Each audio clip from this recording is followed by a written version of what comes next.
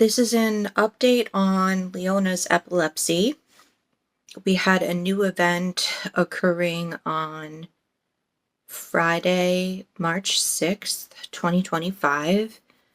Leona had been seizure free for 2 days shy of an entire year. And Thursday night, she seemed to be feeling fine, although during the day, at school, she did ask for mom and dad several times. She seemed fine in the evening. She's been sleeping really great. No sickness. And then Friday morning, she woke up very early at 3:45, wide awake, ready to start her day.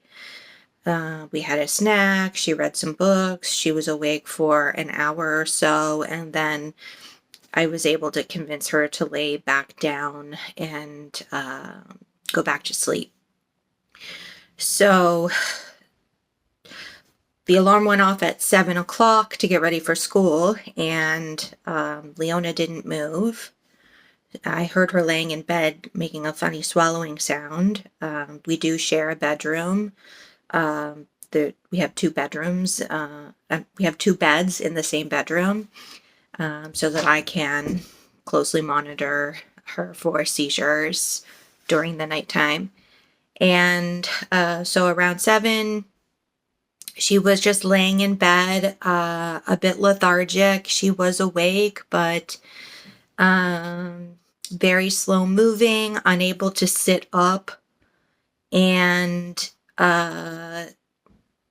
unable to put her hat on her head. She has a Minion winter hat that she loves to wear, and it had fallen off her head, and she wanted to wear it, and she was able to sign hat, but she wasn't able to pick up the hat with two hands and put it on her head.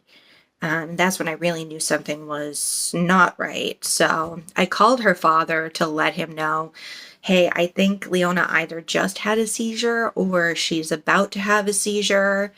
And while he was on the phone, I was able to just verbally kind of walk him through what was happening, which was good for him because most of Leona's seizures have happened in my care, and he doesn't fully know what to expect or what to look for. So fortunately, she didn't get injured because she was already laying down in her bed in a safe space. I always keep towels and buckets nearby for vomiting emergencies. She usually does throw up when she has a seizure. So shortly thereafter, she proceeded to seize, and that looked like it usually starts out with a very rhythmic raise of the eyebrows, and she may be looking to the side or have her neck may be very stiff, and she may be looking to the side. And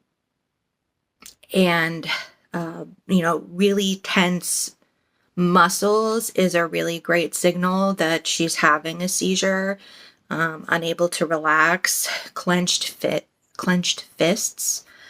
And so after a few minutes, I administered a nasal spray called Valtoco, one spray for each nostril. The seizure immediately stopped. Fortunately, I keep the meds right next to her bed while she's sleeping, so I don't have to leave her side if I need to access them. And then a few minutes later, she started to seize again. And she had what we call a cluster of seizures. So she would seize for a few minutes, and then it would seem to relax and stop, and then start again.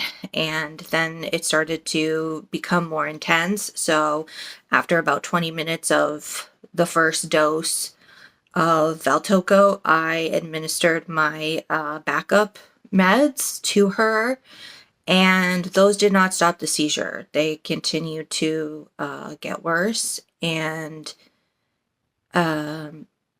she was actually like stretching her arm out with her fist clenched while she was seizing, and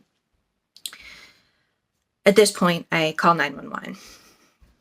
911 comes, they take her out to the ambulance, and the past two times that she's had a cluster of seizures like this, the last time being a year ago, the EMTs were able to stop the seizures by giving her a higher dose of some form of Valium via IV.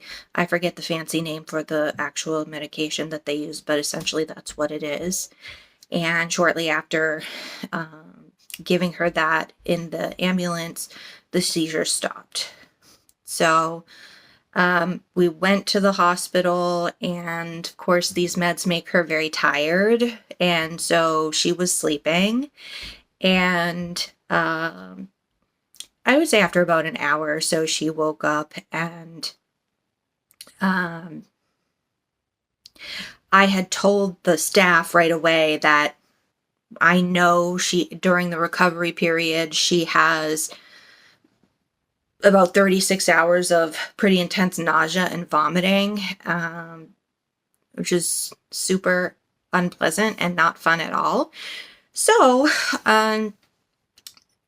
this time they were able to give some anti-nausea medicine via the IV pretty early on in the recovery process. And I think that may have made all the difference because she had a much quicker recovery this time. Within a day, she did a lot of sleeping the first day and then slept through the night as well. But she did eat a little bit the first day, and then the next morning she was up early, ready to play, ready to do all her usual favorite things, her usual routine, and eat all of her favorite snacks and foods. And she didn't get sick, so that was really great. We called the neurologist to notify them because we have to do this every time she has a seizure. And the doctor made the decision to increase the dosage for her daily liquid medication that she takes twice daily. So we are in the process of increasing that over the next 2 weeks. So for the next month, she may have some additional drowsiness while her body adjusts to the increase in the medication.